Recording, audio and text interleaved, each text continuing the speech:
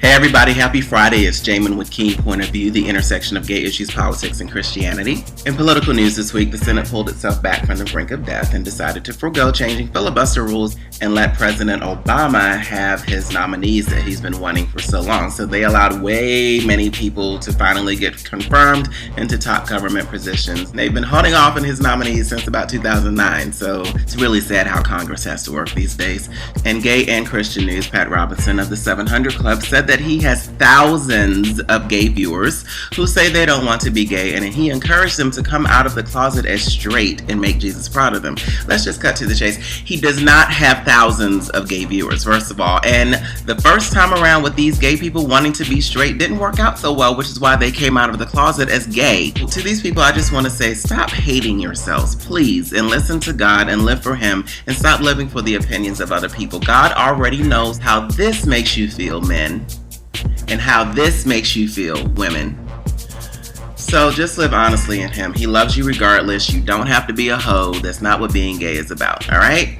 Finally, for this week, after Thursday's news of a death of a coworker, and on Friday, Texas's anti-abortion bill passed, and it was marketed under the lie of being a women's health initiative. And then on Saturday morning, I got news of a death in the family, and then had a rather odd series of events that happened on Saturday, and then the Zimmerman verdict, and then Corey Monteith's death. I've had a very tiresome week and not a whole lot of sleep, and I've gone through the grieving process over the Zimmerman verdict. My heart goes out to Tracy Martin and Sabrina Fulton, Trayvon Martin's parents. A handgunned armed George Zimmerman, ignoring the advice of a 911 dispatcher and his own neighborhood watch rules, pursued an unarmed teenager, Trayvon Martin, and initiated a confrontation with Trayvon.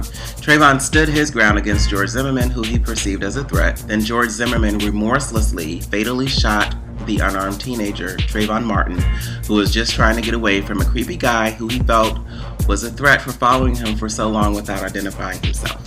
I wrote out my aggression on my site this week about the case and how racism feels for black people in this country, and I would strongly encourage you all to check it out at KeenePointOfView.com. Trayvon had weed in his system that wasn't fresh and fought to get away from someone who initiated a confrontation with him. And George Zimmerman defenders referred to Trayvon as a thug and not being fully innocent, but yet Corey Monteith died of an accidental overdose of heroin and alcohol at age 31 and had drug trouble since he was 13, yet Corey's called a hero. And Trayvon, who died at 17 and liked marijuana, was a thug who had it coming. And America should be grateful that such a thug is no longer around because his life was apparently meaningless. Meanwhile, if a man is an adult and puts the life of his 16-year-old brother in danger one night by drunk driving and giving that brother alcohol and then vandalizes property and steals, he can grow up to become President George W. Bush. I'm angry, I'm mad, I'm pissed off, but I refuse to be defeated.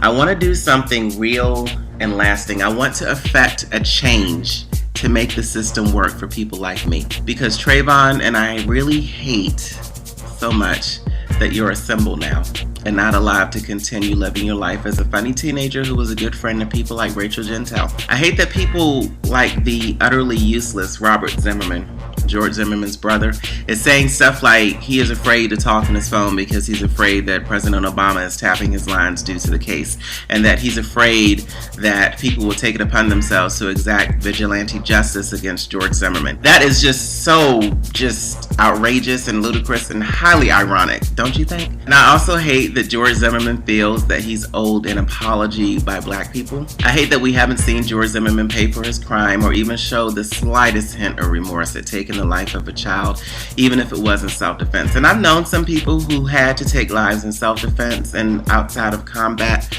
and they at least showed some remorse for what they had done and had to go to therapy just to make sure they weren't a murderer. But I've seen not one drop of remorse from George Zimmerman for what he did. So I just want to let y'all know that God does not let injustice stand. In every example that I can find from the Bible, people, when they are avenged by God, it is public on this side of eternity. Just know that already George Zimmerman will not have a normal life after this. So, Trayvon, you were a black teenager who had to defend yourself in your own murder trial.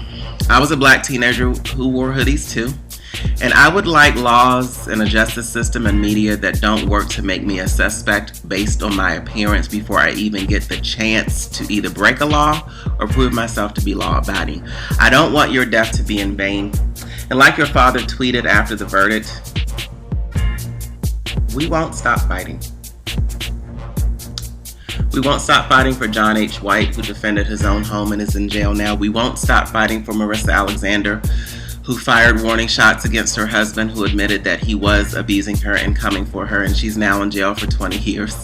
We won't stop fighting against Michael Dunn, who was claiming that thug music playing Jordan Davis defied his orders, and he was left with no choice but to kill Jordan. Rest in peace, Trayvon Martin. Once again, this is Jamin with Keene Point of View, the intersection of gay issues, politics, and Christianity.